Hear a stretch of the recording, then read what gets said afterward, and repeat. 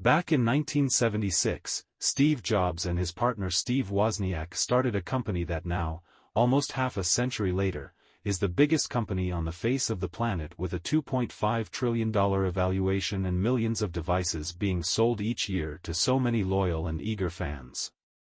However, what most people don't know, is that their founder and now iconic leader, Jobs, was actually forced out of his beloved company which he started only a short 9 years after starting it due to multiple disputes with the back-then Apple CEO, John Sculley, which ended with the board siding with Sculley and forcing Steve Jobs to leave, but Jobs didn't take this to mean the end of him, and instead, he started his own company, Next Computers, which later on would be successful enough that Apple would end up acquiring it for $429 million and 1.5 million shares of Apple stock. But how did this even happen?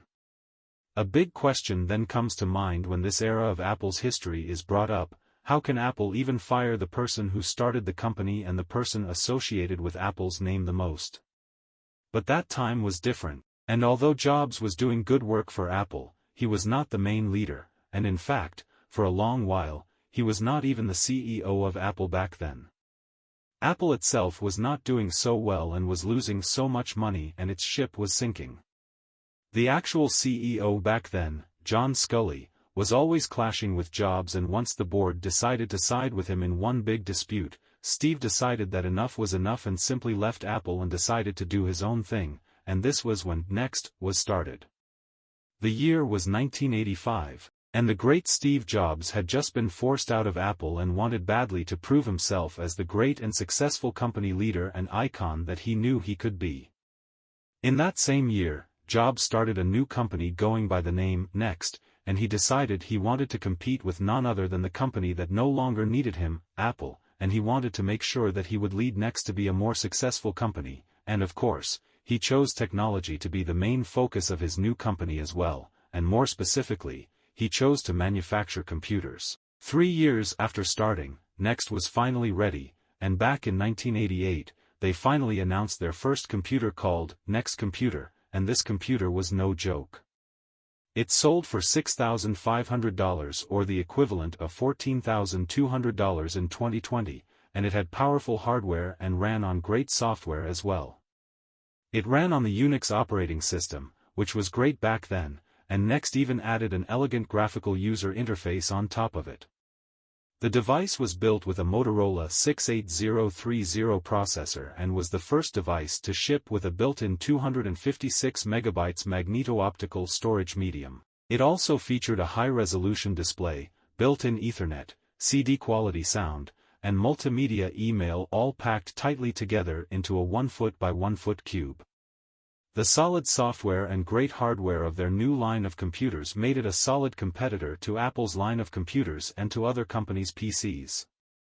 However, Next Computer's sales were relatively limited, and it only sold 50,000 copies as it was later considered a bit too advanced for its time, and many say that it failed due to bad timing and simply trying to solve problems that people at that time still didn't know they had, and of course, it came with a massive price tag, and thus, it mainly sold to universities and other big institutions.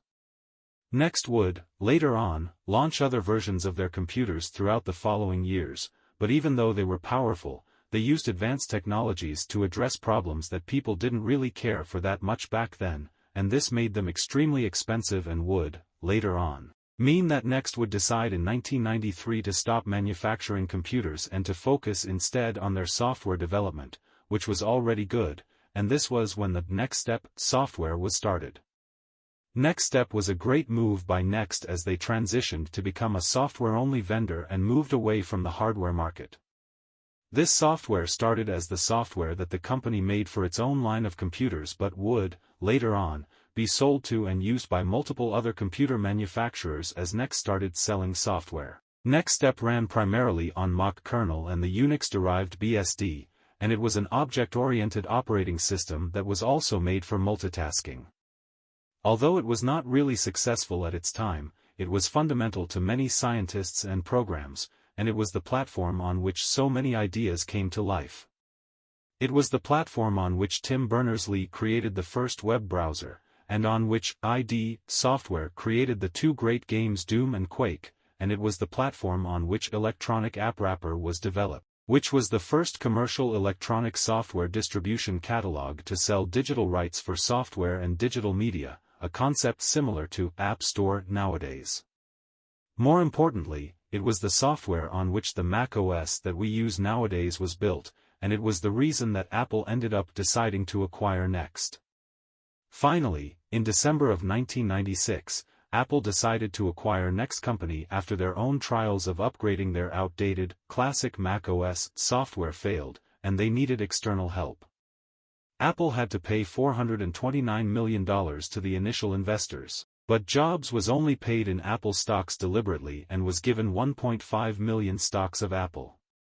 After the acquisition of Next, Apple finally released a new software version of Mac OS, which was called Mac OS X 10.0, which was finally released back in 2001, but more importantly, Jobs was later appointed as a consultant at Apple, and then as an interim CEO, and eventually in the year 2000. He would be appointed as the permanent CEO of Apple and would then hold on to that position until 2011 when he sadly passed away. Steve Jobs would later lead Apple for more than a decade and set the foundation for making it the unstoppable force that it is today. Next was a totally different challenge for Jobs and something that I think he took personally to prove a point, and he did.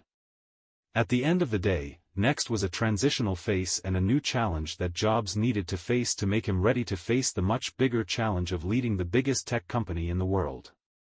Who knows, maybe it taught him so much and was the reason his second time with Apple was so successful, or maybe, in another world, in which Apple did not need to acquire Next and it would have continued under the leadership of Jobs, it would have become the biggest software company to date and maybe it would still be alive and surviving to this day, but who knows. Hey folks!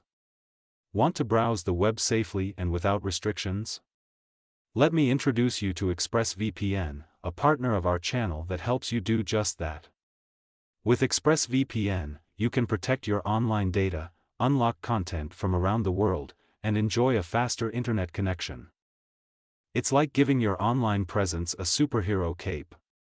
And here's the best part, by using my special link in the description below, you can save a whopping 50% and get an extra 3 months free.